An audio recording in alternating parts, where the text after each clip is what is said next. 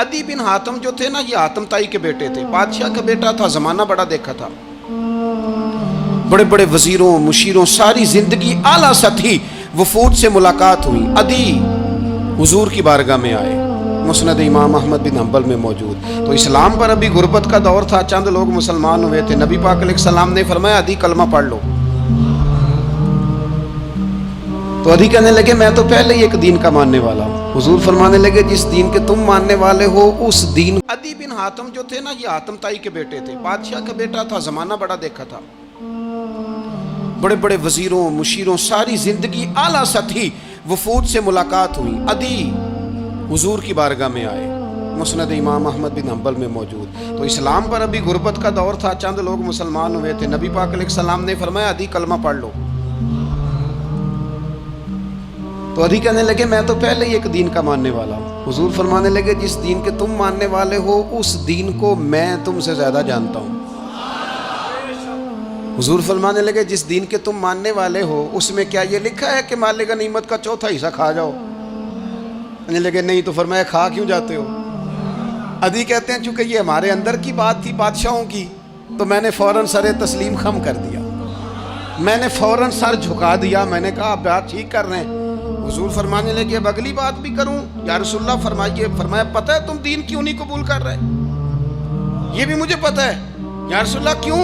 फरमाया तुम देखते हो कि दीन के मानने वाले गरीब गरीब लोग हैं, तुम देखते हो कि अभी ये कमजोर हैं, तुम देखते हो कि मक्के वालों ने मदीना तैयबा से परेशान करके मुसलमानों को निकाल दिया है।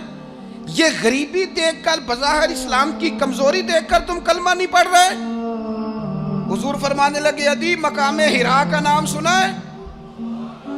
बड़ी दूर था इलाका वो, मकामे हिरा का नाम सुना है? अदी कहने लगे हुजूर सुना है पर वो जगह देखी नहीं। महबूब फरमाने लगे सुन, मैं वो वक्त लेके आऊंगा, मेरा दीन इस तरह नाफिज होगा कि एक औरत मकामे हिरा से ऊंटनी पे अकेली बैठेगी और अकेली आएगी और आके बैतुल्लाह का तवाफ करेगी, सिवाय उसे अल्लाह के किसी का खौफ नहीं होगा, रब के अलावा किसी से नहीं डरेगी। ये दौर आएगा। तू देख रहा है कि सिर्फ मक्के पे हुकूमत नहीं, दुनिया पे मुसलमान छा जाएंगे। और हुजूर फरमाने लगे किसरा का नाम सुना है? कहा हुजूर वो तो बाजार इस वक्त बड़ा तगड़ा बादशाह है। फरमाया उसके इलाके भी फतह होंगे, वो खजाने मुसलमानों के पास आएंगे। और फरमाया तू तीसरी बात नबी पाक ने बयान की, फरमाया तू ये देख रहा है कि मुसलमानों में गुर्बत है? फरमाया आदि एक वक्त आएगा लोग देने के लिए निकलेंगे पर उन्हें लेने वाला कोई नहीं मिलेगा। एक वक्त आएगा लोग देने निकलेंगे, लेने कोई नहीं आएगा। अदी कहते हैं कि मैं रसूल करीम का कलमा पढ़ के मुसलमान हो गया। अब फिर ज्यादा दौर नहीं गुजरा, अदी रोया करते थे, हातम ताई के बेटे अदी रोया करते थे और रो के बताया करते थे लोगों वो जो हुजूर ने फरमाया था ना बीबी हिरा से चलेगी और तवाफ करेगी, वो बीबी मैंने अपनी आंखों से आती देखी। मैंने उस तन्हा औरत को हुजूर सैयद आलम की पेशन गोई के मुताबिक बैतुल्लाह का तवाफ करते देखा, उसे सिवाय अल्लाह के किसी का डर नहीं था। और अदी कहने लगे वो जो हुजूर ने फरमाया था ना कि किसरा के खजाने फतह होंगे, फरमाया वो जब फतह हो रही थी तो मैं खुद उस जंग में शरीक था, मुझे अल्लाह ने मौका दिया, मैं मुजाहिदों में शामिल था। और फरमाने लगे तीसरी पेशन गोई रह गई है, मुझे उम्मीद है वो भी पूरी होगी।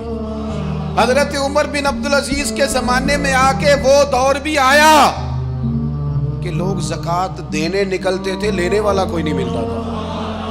लोग किसी को गरीब समझ के सदका देने लगते थे, वो कहता था भाई ले जा, मैं तो रात खुद दे के आया हूँ। लोग देने निकलते थे, लेने वाला कोई नहीं। इस्लाम की फितरत में कुदरत ने लचक दी है, उतना ही ये उभरेगा जितना के दबा दोगे। ये मौलवियों की वजह से, पीरों की वजह से, सियासतदानों की वजह से नहीं छाएगा। ये क्यों छाएगा कि अरसला रसूलहू बिल हुदा व दीनिल हक, ये इसलिए छाएगा कि अल्लाह ने भेजा ही हक के साथ है, ये आया हक के साथ है, लिहाजा छा जाए।